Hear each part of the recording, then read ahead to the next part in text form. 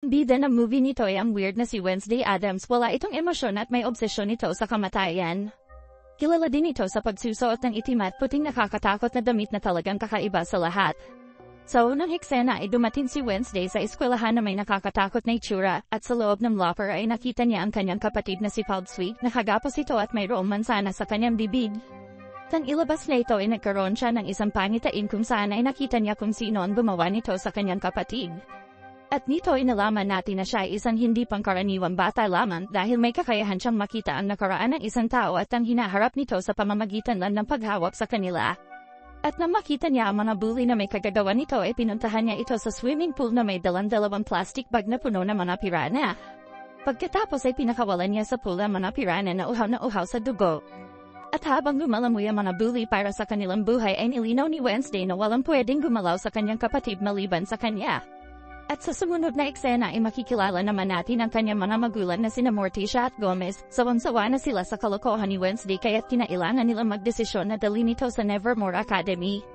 At ang lahat ng mga nag-aaral sa eskwelahang ito ay mayroong mga supernatural ability kung saan ay tinuturuan sila dito kung paano kontrolin ito. Alumni din dito si Morticia at Gomez, ibig sabihin na mayroon din sila mga superpower. Samantala isang hiker naman ang pumasok na mag-isa sa kakahuyan na malapit sa Nevermore Academy. At sa kasamaang palad ay bigla siyang inatake ng isang hindi makitang nilalang at pinatay siya nito. Nakita ng mga pulis ang pinutol-putol na katawan kaya't nagsimula silang mag-imbestiga sa buong lugar at maraming beses na din palang nangyari ang ganitong malagim na pagpatay. Nakarating na si Wednesday sa academy at nakilala niya ang principal na si Larissa Wims at ipinakilala siya nito sa kanyang roommate na si Enid na kabaliktaran ni Wednesday. Si Enid ay isang down-to-earth na batang babae na mayroong makulay na kwarto habang si Wednesday naman ay gustong-gusto ang kulay na itim. Ilan sandali ay inilibot ni Enid si Wednesday sa academy habang itinuturo nito ang pangunahing mga grupo ng eskwelahan at ito ay ang Fans First, Stolers at ang Scales. Ang fans ay mga vampira, first ay mga werewolf, stolers ay mga gorgon na mayroong mga ahas sa kanilang mga ulo at ang scales ay mga sirena na mayroong kakayahang manipulahin ang mga tao. Ipinakita din ni Enid sa kanya ang mga pinakasikat na mga babae sa eskwelahan. Si Bianca na isang gorgeous siren at ang boyfriend nito na si Xavier na isang death artist na kayang gawing makatotohanan ang kanyang drawing. At habang papalis ang kotse ng Addams family ay pinakawalan ni Gomez ang isang pinutol na may buhay na kamay na magbabantay kay Wednesday. Kinabukasan ay sumali si Wednesday sa fencing class kung saan ay nakipaglaban siya kay Bianca. Pagkatapos ng paglalaban ay nagkaroon sila ng equal points kaya't nagpasya sila na tanggalin ang kanilang mga maskara at maglaban hanggang sa kung sino ang unang masusugatan. Ilan sandali matapos ang kanilang matinding paglalaban ay nagwadi si Bianca na malaslasan niya si Wednesday sa noo. Sa paglabas ni Wednesday sa infirmary matapos gamutin ay muntik na siyang mabagsakan ng isang batong gargoyle at sa kabutihang palad ay nailigtas siya ni Xavier. Nakabalik na sa kanyang kwarto si Wednesday ngunit nagsuspecha siya na parang may nakatingin sa kanya, kaya't hinanap niya ito sa kwarto kung saan ay nakita niya ang kamay na si Ting. Nalaman niya na kagagawan pala ito ng kanyang mga magulang. Hinapot niya ito na dapat na maging loyal ito sa kanya dahil kung hindi ay ilalak niya ito sa drawer. Takot na takot si Ting kaya't nanafo ito na magiging loyal siya kay Wednesday. Dahil sa piranha plant ni Wednesday ay kailangan niyang gawin ang mandatory therapy sessions kaya't tinala siya ni Principal Larissa sa therapy session sa Jericho, isang maliit na bayan sa labas ng Nevermore. Nakilala niya ang kanyang therapist ngunit wala naman siyang sinabing kahit ano dito. Sa halip ay nagpunta ito sa restroom at tumakas ito sa bintana at sa labas ay nabunggo niya ang isang lalaki at bigla siyang nagkaroon ng panitain kung saan ay nakita niya na namatay ang lalaki.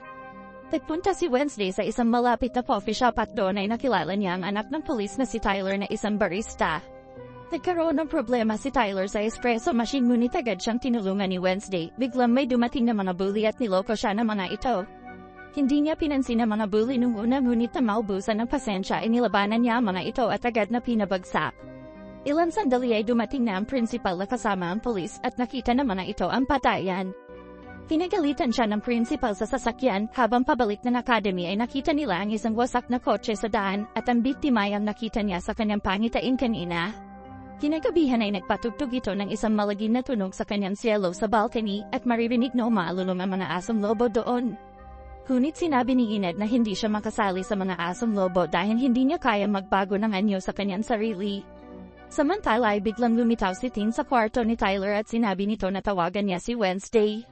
Kahit natatakot ay naobliga ito kaya't nagkausap sila sa video call ni Wednesday. Sinabi sa kanya ni Wednesday na magkita sila Harvest Fair sa susunod na araw at sinabi niya masaya ito.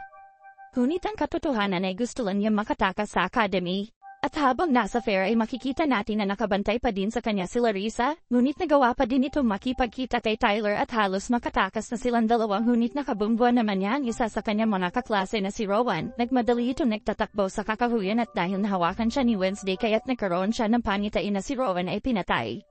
Dahil sa takot ay nagbago ang isip nito kaya't sinundan niya ang kaklase upang sabihin ang kanyang nakita, ngunit bago pa man niya masabi ito ay dinamitan siya ni Rowan ng telekinesis ability nito upang ilagay siya sa itaas ng puno.